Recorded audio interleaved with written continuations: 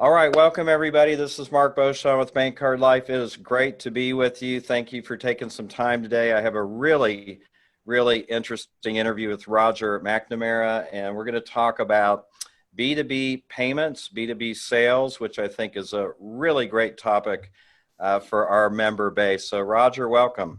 Hey, Mark, how you doing? Great to be with you today. Awesome. Thank you for spending some time with me today and helping out the community. I really appreciate it. Awesome. So let's just start off. Give me a little background on how you got into the payments business and a little bit about what you've done over the years. Sure. Well, I appreciate it. Been in the payments business since 1992. So I swear I was 3 when I started in this business, but got in 1992 kind of by accident, really. Went to an interview at American Express and was hired in as a sales representative in the South Florida market. And cut my teeth there for a few years, selling merchants back when there was knuckle busters and paper, and 5%, I remember. Yep. 5% was the norm. And then graduated up in about 1997 to national accounts, and was very fortunate to get a great opportunity to work on some of the bigger names in the U.S. For acquisitions for Amex over that period. And really, it's kind of a who's who, in the insurance industry and retail and services, you name it, a couple of airlines, cruise lines, few things like that. So really, cool time to be at Amex when we were rapidly growing and expanding. At Amex then the business consumer business kind of came to a close, or at least we could see it coming to a close. So we shifted our focus towards the latter part of my career, the last 8 years or so, into B2B. And in that, I managed some teams locally in the Georgia and Florida markets, and then managed a national sales team in the B2B space across the U.S. So in that job, we were selling primarily B2B accounts for acceptance, driven by our card acquisition people, and they were telling us where they wanted us to hunt. So after 28 years this year, decided to make a change. Not entirely my decision, but you can't avoid these corporate restructures from time to time. And my number came up, and I sat around for a little bit, and then I discovered, hey, why don't I start this business? There's something that I might be pretty good at. And so we started Guide to Interchange, and you and I have crossed paths a couple of times, and that leads us to where we are here today. So some of the accounts talk about at American Express. So you and your team, was this like face-to-face meetings you were going out on? Were they over the phone, a combination, or how were you approaching those markets? Yeah, in the national arena, everything is face-to-face. So, when I was an individual contributor, I was creating the interest, priming the prospect, gaining access, creating the presentations, doing the follow-up, everything associated with it, both in business to consumer and B2B, as a matter of fact. In my leadership role, I led teams that did that. So creating the strategy around how we should go about that, and some of the intricacies that we developed to go after B2B merchants. Because, as I think many of your listeners and readers will probably appreciate, there is a huge difference between business to consumer sales and business to business sales. So it's a completely different mindset, but we were always an in-person sales force. Although I have worked with telephone-based channels as well over my career, and continue to do so with Guide to Interchange. Yeah, great. So you came out, you realized you've got some unique experience. I certainly believe that you do, and came out with the company. And tell me what Guide to Interchange does. What are you focused on these days? So Guide to Interchange, it's a kind of a double barrel name. Most people look at it and they think it's about interchange itself. And while we do a little bit of consulting work around interchange, we are really about the guide to the actual interchange between rep and merchant. And that interchange in B2B is very complex. There's a lot to know versus what we were selling in business to consumer. And what Guide to Interchange does is it breaks that down in very digestible pieces for independent reps, ISOs, proprietary sales forces, network sales forces, whoever that might be, to understand the nuances and how different selling in the B2B space is.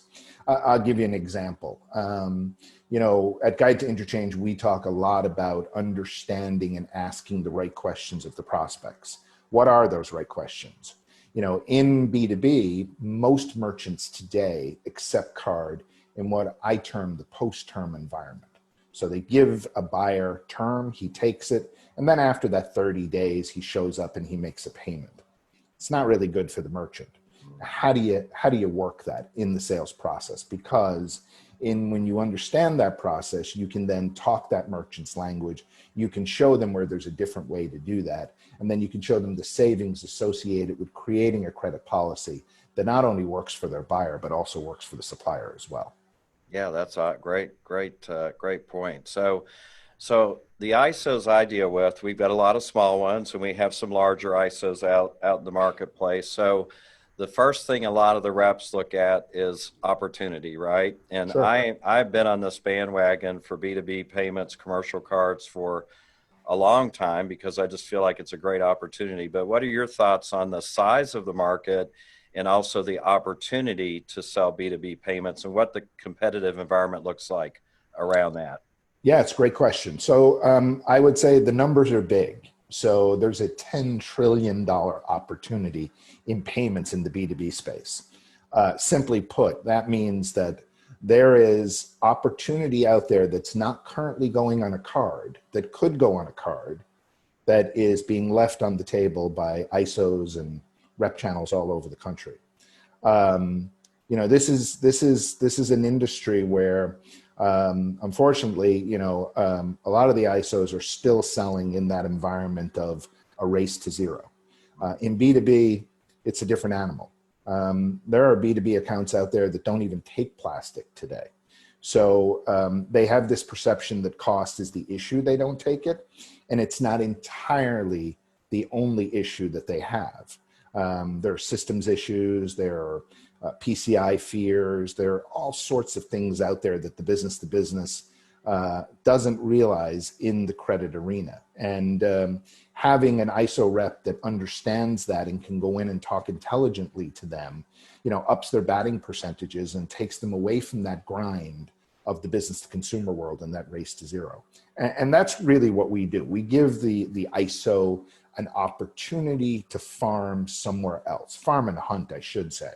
But to go out and really be effective in front of these merchants that are doing or have the potential to do 5, 10, 15 million in business to business credit transactions. And not only that, to teach them how they shorten that sales cycle and also how they go about prospecting in this field. Because from the issuer side of the business and the acquirer side of the business in the bank world, it's extremely fragmented. And how do you bring that together for your own gain? And there's huge opportunities in the marketplace today that I believe are left unchallenged. Since you and I have met, I've talked to a number of ISOs in the market, and I've yet to find somebody who says, you know what, B2B non-starter won't play. Everybody wants to get into this game. They want to be there. They just don't always know how to make that jump. And at Guide to Interchange, obviously, we were selling it. I was selling it in my previous career, but we've developed a curriculum here that will help people ease into B2B. And again, the last point I would make is COVID-19 has taught us something really, really important.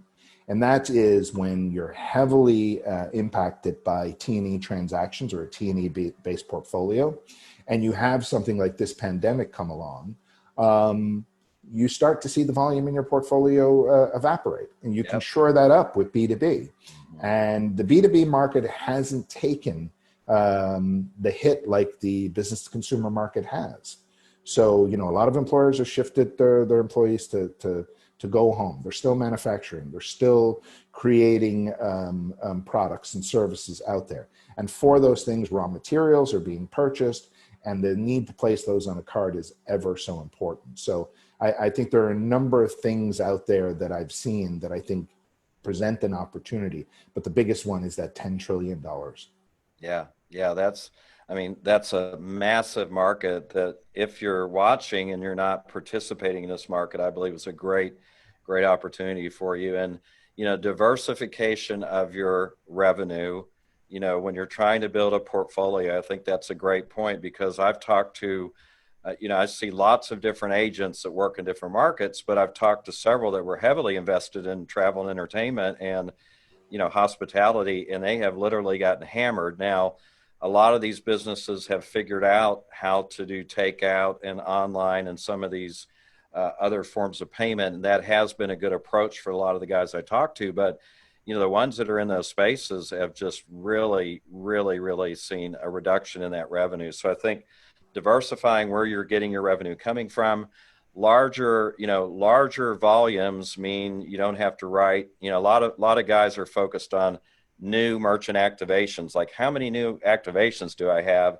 And this is really, if you got one activation a quarter or a month that is doing this type of volume, can equal or surpass anything you do out there as far as writing up, smaller merchant accounts. So I think it's a great points. And so the ISOs you see in the market today, I think lack of knowledge is really a big barrier for them. For some of them, they just think, oh, B2B, there's these systems I have to integrate with, or I have to learn new gateways or new interchange, level 2, level 3, all these different things that are mysterious to some people. But, are those the main barriers that you see as just a basic lack of knowledge of how to approach this market from ISOs? Yeah, I think you hit on a good point. I think a lot of the ISOs are very used to driving down the street and seeing their prospect base and being able to get out of their car and walk in and talk and communicate. In the B2B world, it's a little different. Embedded in an office or an office building or an office complex are multiple accounts. It's not as easy, or it's not as easy to the eye to find out who those people are. So the prospecting end of it takes a little bit more work, but the accounts are much more rewarding when sold, because by the same token, there aren't a plethora of other ISOs calling on those accounts. So, one of the biggest fears that ISOs tell me all the time is they sign a merchant up, and then next month, somebody does exactly the same to them that they did to the merchant the month before. Yep. Mm-hmm. So, you're playing that game. In the B2B, I'll give you an example. I've seen accounts where they're doing, 10, 15, $20 million in bank card business, and you'll ask them about their processor. I have never talked to the processor since the day they signed up. A business-to-business account is dealing with so many other issues within. Credit is only a small portion of the payment portfolio that they offer. Remember, these accounts are taking ACH, they're taking wire, they're taking check, and they're all trying to digitize that process, credit along with it. In that process, they need to be communicated with to tell them what the benefits are of credit in that portfolio of payment products. And if you can't help them, if you can't tell them why they should be accepting credit in amongst ACH, wire, and check, then what they tend to do is they tend to eliminate the ones that they're not hearing about. So this is why there's a tremendous opportunity out there. There's a ton of technology. I mean, there are billing services out there that offer credit. There are fintechs out there that don't have partnerships today with ISOs. All of that is for the taking in this B2B space. But if you're solely focused on business to consumer, you're never going to see that opportunity. So I think a lot of the ISOs that I talk to are curious, but there is that little bit of fear about taking that first step. Well, what happens if I invest 25% of my time here and I don't get anything? I would say to you the reverse of that. What is the cost of not investing 25% of your time? Because if you don't, at some point, you're going to see an attrition of your current book of business. And it's just going to get to the point where there's no margin in it. You're not making any money, and it's unprofitable for you to be in the business. So, taking that step is the first thing that ISOs have to do. Okay, so Roger, let's talk a little bit about maybe a couple examples of ISOs maybe that you've worked with or done some training or consulting with, and how that process, what that looks like, and also what the result that they got by the time they were finished working with you. Sure. Well, every client is different, and we've kind of run the gambit in who we've talked to, and we've customized programs for individual ISOs and others that we're working with. But I would say that the number one thing that people want to garner from this is, what don't I know? I think I know B2B. Help me understand at the base level how it's different from what I'm currently doing today.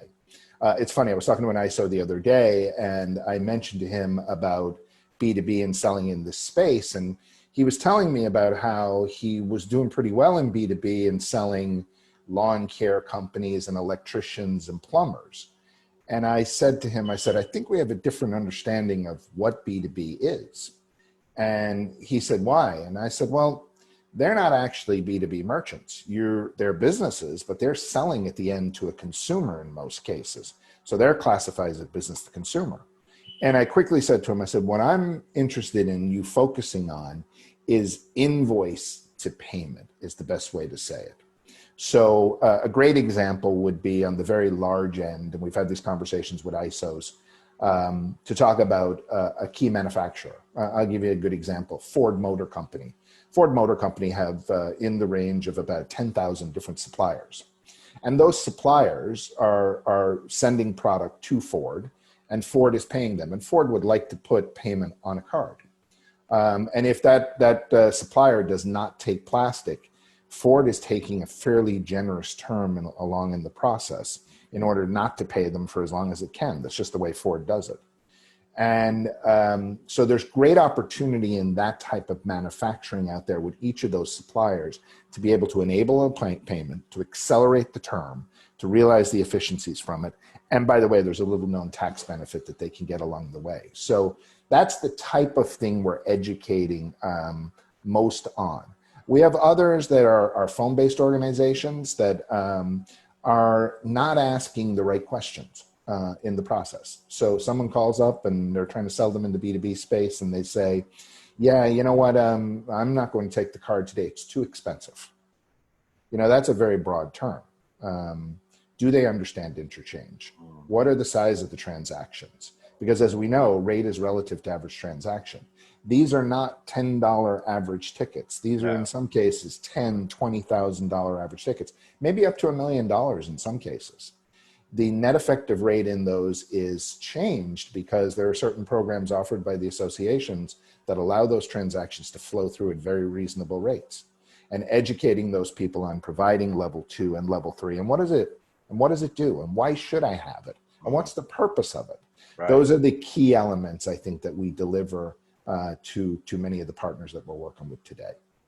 And when you're on that sales call, are you mainly dealing with the CFO at this point, or I know every organization's a little bit different, but the purchasing or accounting department, and then it goes over to get approved by the CEO, or how does that sale typically look? Yeah, typically, you know, in a credit sale, you're in the treasury function within an organization. So treasurers, assistant treasurers, those are the type of people. But again, part of our training, and I'm sure we can get into this too, is to talk to the right people. Right. You know, we all know as salespeople, there are enough people that can say no, but there are very few people that can say yes. So making sure that you're talking to decision makers. But yeah, treasury is the function where this is a financial decision. So there are other elements you can pull in to bolster your case. But at the end of the day, as a salesperson, this is a financial decision that's made by financial people in companies. Yep. And with that comes maybe a little longer sales cycle. But of course, if you're managing your time correctly, you're spending that 75%, say, on the business that you're working today, and you allot that 25 to go after these larger type B2B accounts. But I would assume it's probably a 2, 3, 4, 5 month sales cycle. I know the bigger the company, the longer, but any input on that? How long you think the average sale lasts? Yeah, I mean, that's a good number. I think you shorten that sales cycle by being more knowledgeable and impactful in the process. So, you know, if you go in and you're not sure what you're talking about and you're learning along the way and you're playing a game, you're only harming yourself and you're elongating that sales cycle. I think when you go in and you're concise and you talk the language of the actual merchants that you're selling to, it builds credibility and it shortens that sales cycle for you. And not only that, it turns into other businesses, because B2B is kind of like climbing a ladder. Once you get on the first rung, every other competitor within that business now sees what their competitor is doing and wants to play the game also. So if you start into a vertical and you have success, you can build upon that very easily in your market, across the country, wherever that might happen to be. There's a huge opportunity for really, really sharp ISOs to make hay while the sun shines here. That's right. That's right. So tell me a little bit about your program and how you address some of these issues, and what it looks like from beginning to end, and we can kind of dig into that a little bit. Yeah, so we've devised a kind of a one-day program for ISOs. The COVID arena has kind of done away with face-to-face training. We do that, and we make that available. But where we've seen the demand is from the onesie twosie ISOs out there who say, "Hey, I'd love to get into this. I'd like to invest in my future. Put a program together for me that will teach me B2B over the course of a day." So we have a one-day program that we offer. It's very comprehensive. It deals kind of like a boot camp for B2B, teaching them the industry, the payment methods, the competitive landscape, what's out there, why they want to be in B2B, why it's so important.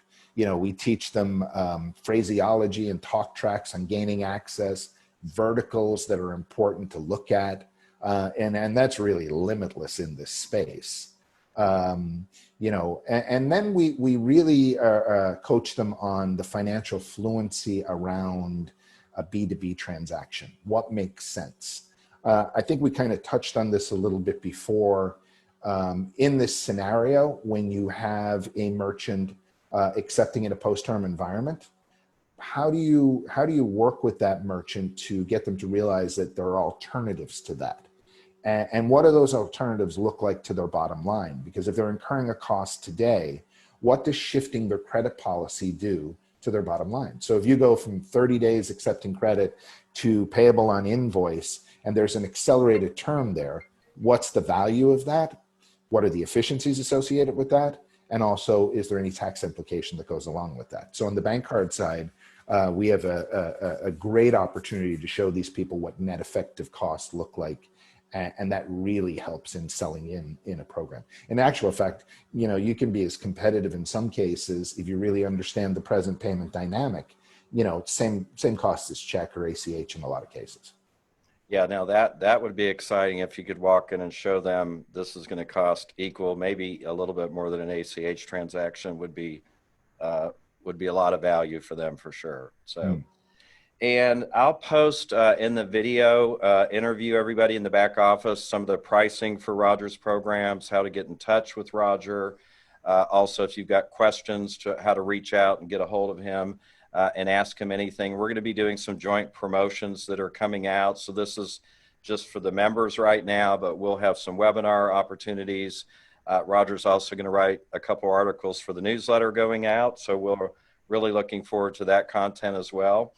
And is there anything, Roger, that I should have asked you that I didn't that might help get them just some general clarity around anything about B2B, or did we cover it pretty well for an initial interview? Oh, we did. You did an excellent job, Mark. I think, one of the things that I see is ISOs tend to be very independent. I mean, after all, it's in their name, independent sales organization. And, a lot of the time when I talk to ISOs, they're kind of a little incredulous that, hey, what is this training? Why would I use that? I'm successful. I'm out here in the market. Yeah, there are a lot of incredibly successful ISOs. I think what we're trying to do is have as many conversations as we can with people to show them that there is opportunity out there and that a small investment in their future could pay big dividends in the future. So that's really what you and I have discussed, and where I think the great opportunity is why muddle in this? Work with someone who's been in this industry, has seen the ups and downs, has got hit on top of the head more than once, and knows what the pitfalls are and can help accelerate your success through that. So yeah, I think this has been a great opportunity today. I look forward to any conversations we have in the future, and I also look forward to writing the articles that are out there for you as well. Awesome. Thank you very much. I would highly recommend, if I want to go lose weight, do I go to I go to the right coach, right? So if I was going to accelerate and get into this market, I would certainly want to use something like your training.